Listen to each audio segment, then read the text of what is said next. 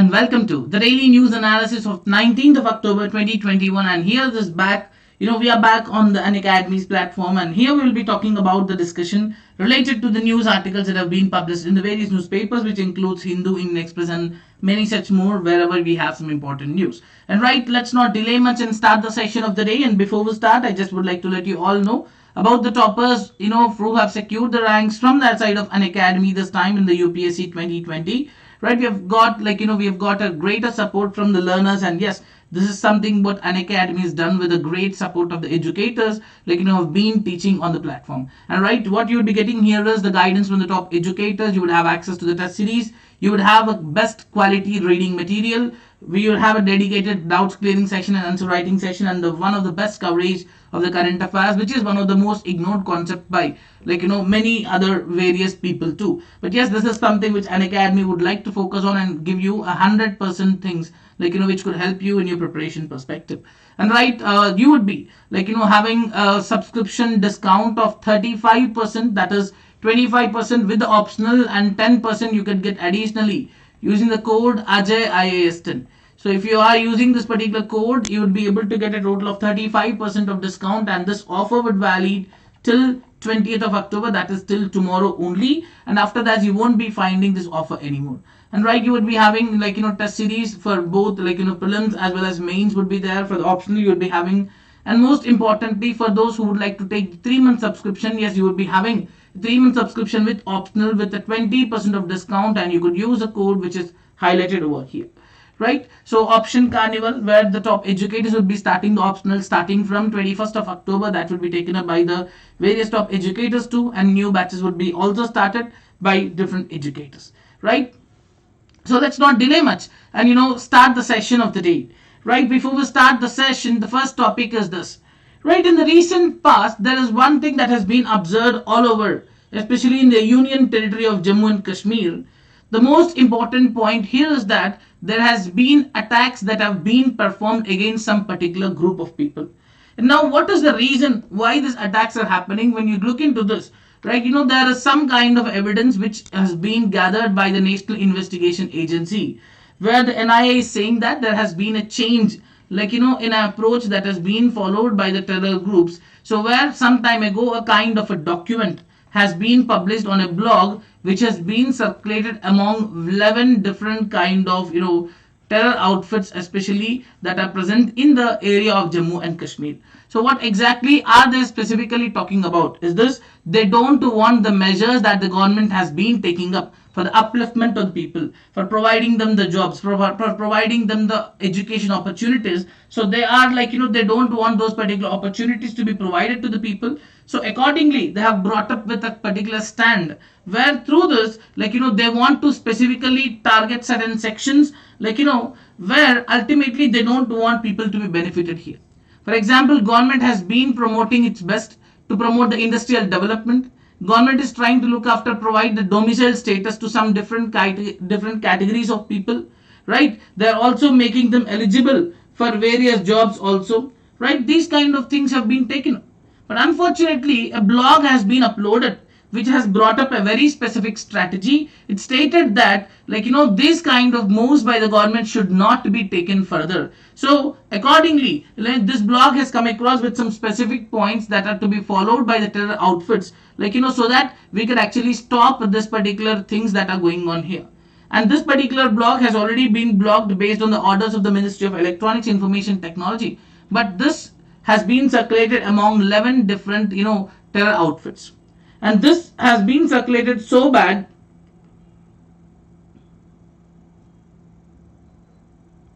right? So what did they say very specifically is this: around 11 civilians have been murdered in Jammu and Kashmir till now. So the victims here includes the migrant workers. So some time ago, terrorists have entered a rented accommodation and they have killed 2 migrant workers, and at one place they have injured another laborer. And as a response, the counter-terror operations have been done, and the security officials have killed almost 13 terrorists in the last 10 days too. And what exactly this blog talked about, that's a very important point. So this blog specifically mentioned about the terror outfits where they asked them to target the non-local employees. The point I have mentioned is very clear. the terror outfits have to focus on targeting the non-local employees, number one. And now, number two, to target those individuals who have got the domicile certificate, number two.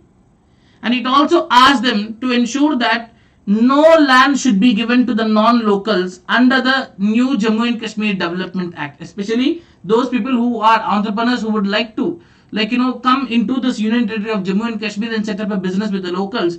They say that that should not be taken up. And now here they also would like to target the NIA officials and the police officials, whoever are assisting them, they would like to look into them.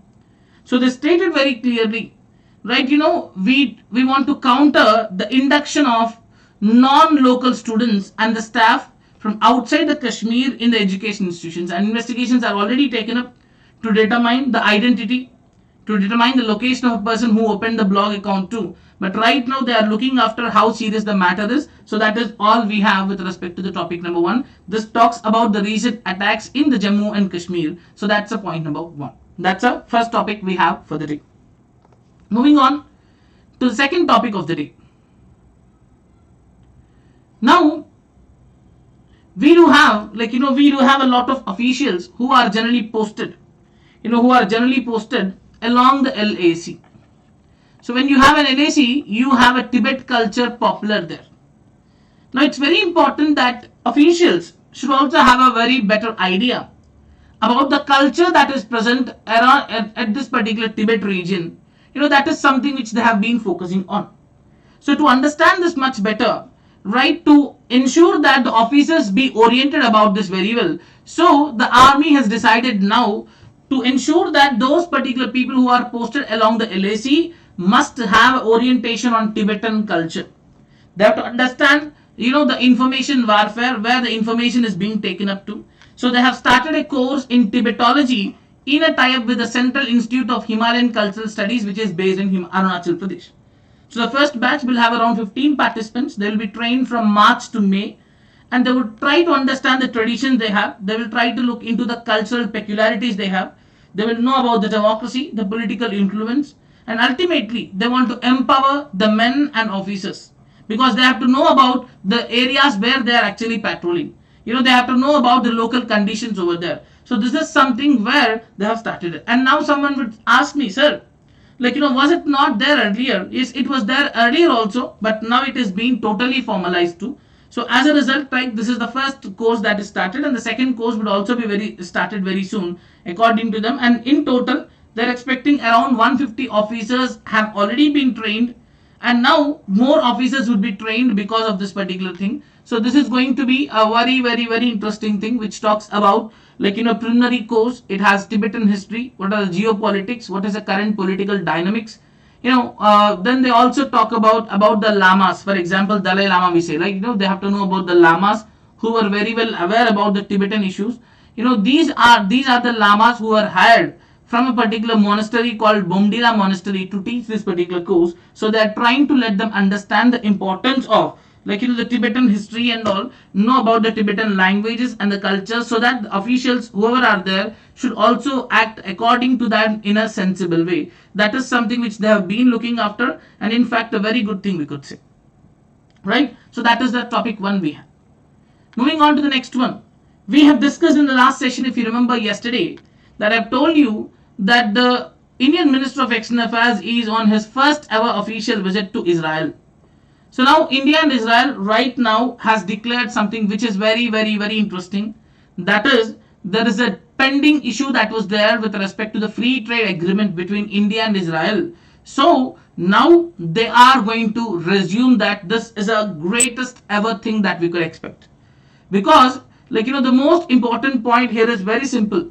The way we are collaborating with Israel is technologically very much capable. So this could become a kind of advantageous thing for both the countries too. And both Indian Minister of External Affairs and his Israeli counterpart have also joined a virtual quad meeting with the US Secretary of State and the UAE Foreign Minister, and all of these four have actually met too. And this is basically a kind of outcome of what do you call it as Abraham Accords. For example, earlier many countries have established their relationship. There are some countries which have definitely not having any diplomatic relations, but that has been changed in the recent past after the Abraham Accords have been signed too. So now they say very clearly the kind of cooperation that India has is an amazing thing. During the COVID-19 time, both the countries have suffered. India especially have been affected a lot. Both have collaborated very well and they have dealt with. So this is how, friends and partners would behave.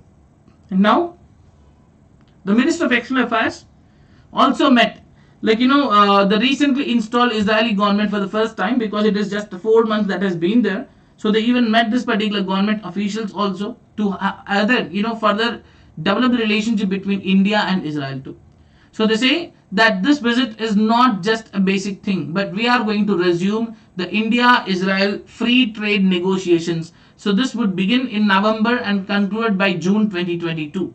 And this is something which has been going on, negotiated for the last 14 years, and that's definitely an amazing thing. So in 2007 and in 2017, the Prime Ministers of India have announced that a free trade agreement would be completed. But due to certain kind of issues, talks never have went further. So, but right now, they have looked into the possibility of the trade deal or a preferential trade agreement for about 200 goods which have not been concluded. So they say, we'll try our best to address this particular problem. And now, right now, the government has for example, Indian government has already committed that we are resuming the trade talks with US, even UK, Australia, European Union. And this is again another one that we are going to say, but by expectation, we are expecting that everything would be fine and we would be signing a free trade agreement with Israel also. That's going to be another important thing. Now, generally, the judiciary has been very critical of the government in the recent past due to some specific issues that, they had. Between the judiciary and the government, judiciary was not very happy when some changes have been made to the Tribunal Reforms Act. But the government right now has not been very happy with the way judiciary is behaving too. So they have taken a point from the former President of United States of America, from Franklin D. Roosevelt's speech, where he stated, they used the word called, they are saying that judiciary is becoming a super legislature. The very important point, that the point is, a challenge has been kept before the Supreme Court by a Rajya Sabha member, and that has been accepted by the Supreme Court. So the government has actually made it very clear in the affidavit that the government is confused about why the judiciary is thinking that the law made by the parliament, which could be implemented by the executive, is an attack on judicial independence. This is something which the government is not very happy about, saying that judiciary is expanding its limit, and now this would give rise to another concept called as judicial overreach. So some provisions of the Tribunal Reforms Act says they would reduce the tenure of the chairperson and members from 5 years to 4 years. And the act also says the minimum age for the appointment will be 50 years. And this new law stated that the Appointments Committee of Cabinet may preferably make the appointment within 3 months after the recommendation comes from the Search cum Selection Committee too. And they say that the recommendations of the committee to the Appointments Committee of Cabinet should be only of one single name per vacant post with wait list available. So this is something which they have stated. But the government is not very happy. The reason being, they say that it is an exclusive right of parliament who has to do what. And now it is the executive who would frame the policy and execute it. So judiciary cannot do these kind of things because we have a clear separation of powers in this matter. So these things should not be brought up, and if we are reducing the tenure of this particular members, how is it going to affect the independence of judiciary? They ask, so that remains one of the very pertinent questions that we have to look after about what the judiciary has been doing and how the government is going to respond in this particular regard. Okay, right. So moving further now, we have just 3 more topics left now. Kushinas in UP. In Kushinas, there would be an international airport would be opened tomorrow by the Prime Minister of India. And when the Prime Minister of India opens this international airport in UP, Sri Lankan contingent, a good number of Sri Lankan contingent led by a member of the first family. It means, we could say the nephew of the president Gotabaya Rajapaksa and the son of prime minister, prime minister of, we could say the Sri Lanka. They will be traveling with around 100 Buddhist monks to attend this event. But why are they coming? Is there any specific reason? Yes, it is.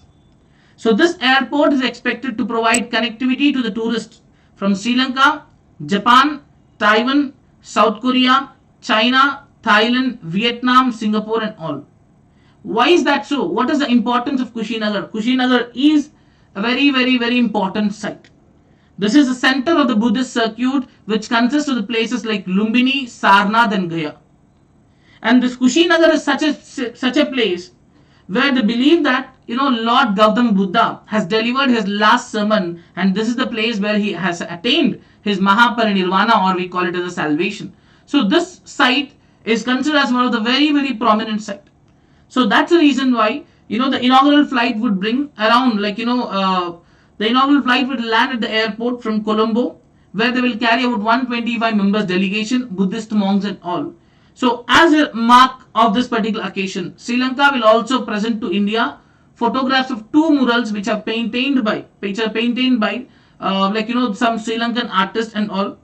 So they talk about one of the murals talks about Arahata Bhikkhu, which is basically nothing but son of Emperor Ashoka, where he delivered the message of Buddha to King Devanam Pietista of Sri Lanka. Another one talks about Teri Bhikkhuni. So this is the daughter of emperor, where they would have a sapling of the Bodhi tree, where they have actually, planted this particular thing. And we know very well that from the Bodhi tree that Gautam Buddha has got this enlightenment. So they talk about this kind of things. And this shows very clearly in the recent past, India supported the earlier administration in their war against LTTE. But in the recent past, we have some kind of skepticism that has been developed, because the relations of India with Sri Lanka is always linked to again a very, very prominent issue, that's a Tamil issue. Because the Sri Lankan government has been considered as the one which is anti-Tamil. This is one issue we have too. So right now they are focusing on a cultural diplomacy. So in the decade after the civil war, right now what is happening, which is coinciding with the influence of China, this particular country, India, is very much interested now to look into this image as a friend. They are trying to its best, to use religious and cultural diplomacy. So this could be a very important thing for us, where culturally we could be brought together too. And now I'm sure you all must have heard about what is happening in Bangladesh. This is again, Bangladesh is burning. There has been allegations, where there have been some kind of allegations which have come, which stated very clearly the allegations, this particular people, specifically certain group of people in Bangladesh, that Hindus have been targeted, say some particular group of people. Hindus have been targeted and they are being attacked, especially during this, Navratri celebrations and all. Durga pandals have been attacked too. So they considered, now UN says very clearly that acts on minority Hindus in Bangladesh are against the values in the constitution of Bangladesh. And the Prime Minister of Bangladesh has to ensure impartial inquiry, says the UN. So communal tensions have been going up a lot, especially which have spread to the northern district of Rangpur also. So this recent attacks, which has been fueled by the hate speech on social media, are against the values of constitution and they must be stopped. So the UN asked the government to ensure minorities have to be protected and impartial probe has to be taken up. And they said, we call upon all to join hands to strengthen the inclusive, tolerant Bangladesh, says the UN Resident Coordinator in Bangladesh. And these developments have drawn international attention. There have been sources which told that all the community leaders, including ISKCON, have met the Indian High Commissioner and the Indian mission about what is happening in this particular case, and the violence has been going up a lot. They say very clearly that we need to deal with that. But what happened here? So one of the most incident that has been reported here is that an incident has been reported that there has been a desecration of Quran happened during the Durga Puja celebrations in a town, and that has went to viral. So as the desecration of Quran has become a viral news, it has triggered a kind of viral, and specific target has been there. Mob attacks have been where, against the puja pandals of, Durga celebrations and all. So the situation is still really worse at many places too, and many people have already been killed, right? This has become a very, very serious issue as of now. And let's go with the one last topic of the day. Recently, it has been reported about the China's GDP. It has actually slide down. That's what the people have been talking about. So what exactly is happening, and why are we so much concerned about this? This is definitely a very, very, very important thing as I'm talking about, right? What is happening right now is the most important thing. So China's third quarter GDP has slowed down to 4.9%, and this is something which is officially released by the government. But what is the problem right now? So the main reason why the growth was below expectation is that, industrial production, is basically, they have expected industrial production to be around 4 to 4.5%, but it is much less than what it has been expected to. But there are two reasons. Number one, right now the world is recovering, but China has recovered long ago. So right now when the world is recovering, you can expect a great growth to be seen in all the countries which are in the recovery phase. But the China which has been already recovered a lot, it cannot be seen with that kind of recovery. Number one. And number two is that there are a lot of issues have been there in China right now. With respect to number one is about the fuel crunch. Number two, the issue of Evergrande crisis, which is the real estate crisis too. These have become a very huge news too, especially. And this data shows that the business were not ready to invest in the new projects. And there's a power shortage, and there is certain impact on normal production also. So they say this is basically not in control. We need to do something for that. So factories and units across the country have been, seen some kind of issues too. And the turmoil in the real estate sector is other biggest problem that they have also found. So this Chinese GDP is completely been affected. But now the question would be that, will that affect India? A very simple question. Yes, there are some concerns that would definitely be there, that whether this would have an impact on India especially. Yes, there could be a possibility. India could see an impact because the bilateral trade with China has grown nearly 50% in the last 9 months of 2021. So the India's Commerce Ministry data says China was India's top trading partner in the April-July time, which is followed by US, UAE, Saudi Arabia and Singapore. So they are expecting, India's dependence on this particular country would definitely have an impact on it. So that is something which we have for the day. So okay, this is what we have for the topics. And before we end the session, as I told you guys, tomorrow the offer would be ended tomorrow. If there is anyone interested in taking the subscription, it is high time you take it as soon as possible before tomorrow. And you can use the code AJIAS10 to get additionally 10% discount over than the 25% that is given by the Unacademy. That's all for the day. Take care and have a great day everyone. Jai Hind. See you all tomorrow at the same time. Take care and bye bye.